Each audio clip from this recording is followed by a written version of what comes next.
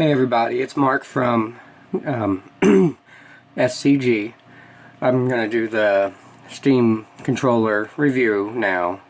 Just going to do that, get it over with so I can start doing some gaming videos. Personally, I really like it. Some people don't like it. It does take some time getting used to everything. Because it is a little different than your normal controller. Let me go ahead and bring up the big picture mode on my laptop here. Unfortunately, I can't afford a gaming computer or anything, so I have to use what I have.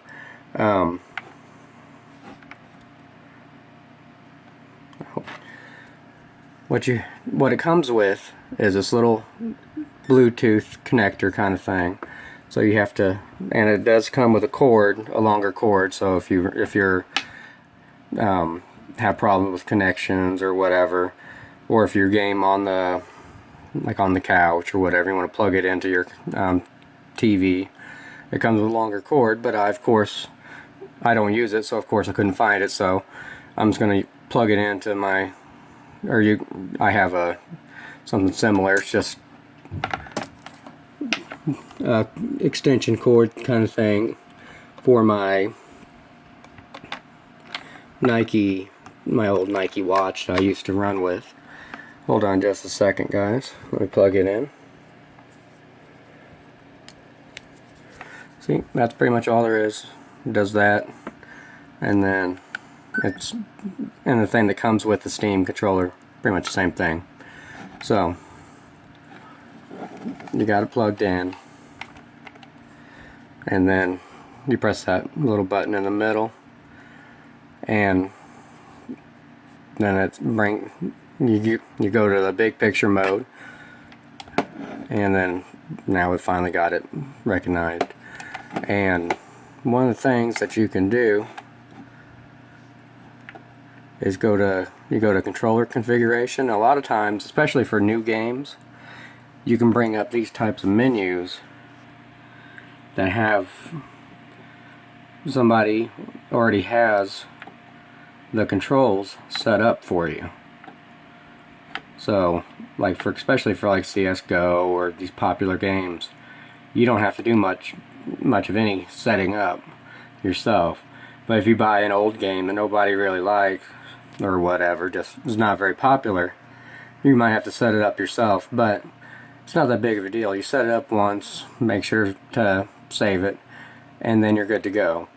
But one of the things, the best thing about it is that, like, let's say this button right here, this pad right here, it can be a mouse, as you can see right down there, mouse, or you can make it a directional pad. Well, right here it's not giving me very many options because it's the Counter-Strike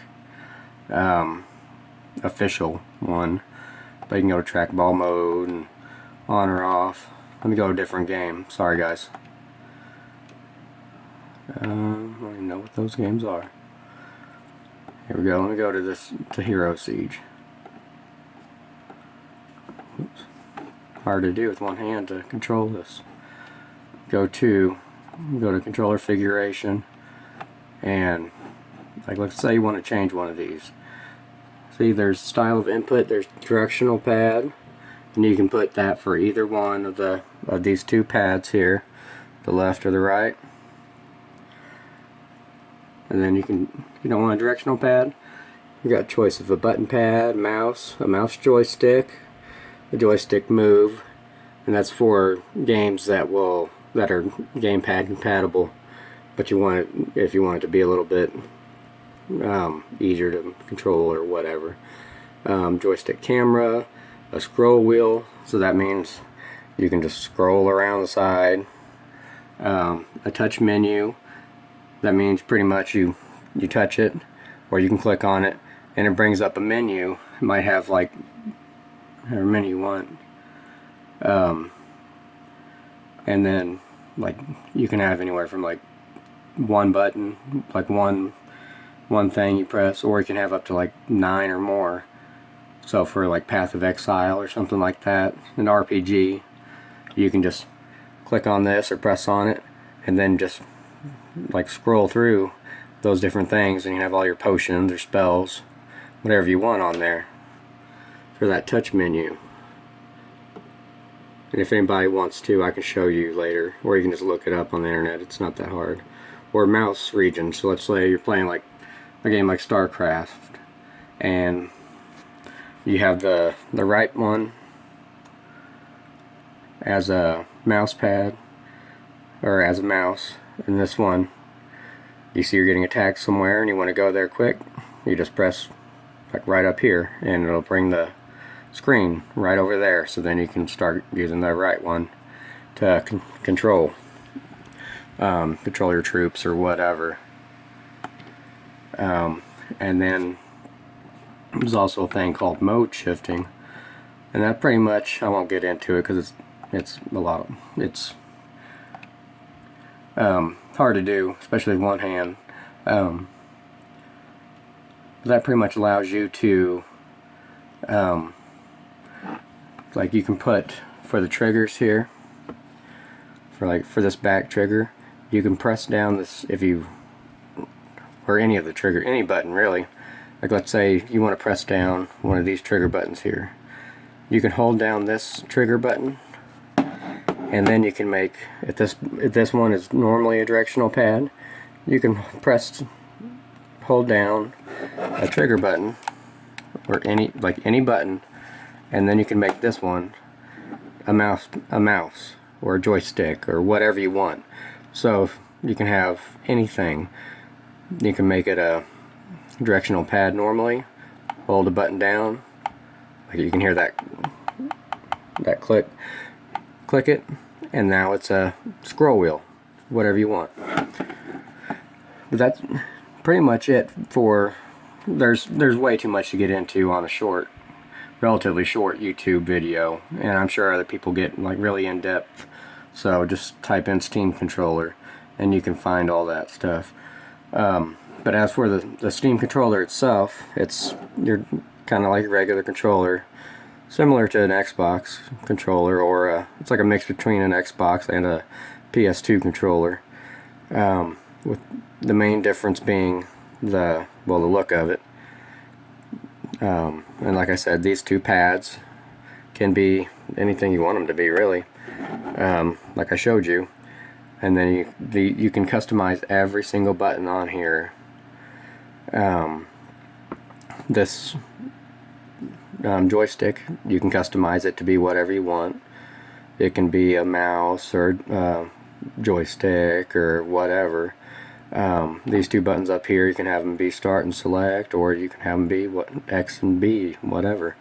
And the same for the actual A, B, X, Y. Just because they say it on there doesn't mean that you have to have it like that. Like, watch, I can go over here and the style of input, you can make them be you can make those down here, those buttons, be whatever you want. You can make them have a joystick, a scroll wheel, whatever. I mean, I wouldn't recommend it, but you can. And then you can also click on these buttons, these right there. So it depends on what you like. For CSGO, I have this to click for the scope, and over here you can have it for like the RPGs I mentioned. You can either have it to where you just touch it and then you scroll up for, like if you want to cast magic missile, you can have it to where you scroll up and then cast, or you can have it to where you have to press and then go and then press again to cast. But this video is getting pretty long, so I'm going to show you a couple more things. There's the back of it. It plugs in with the micro USB. Two buttons like that right there. Last thing I'm going to show you is it just uses two AA batteries, and I just put in some couple of rechargeables.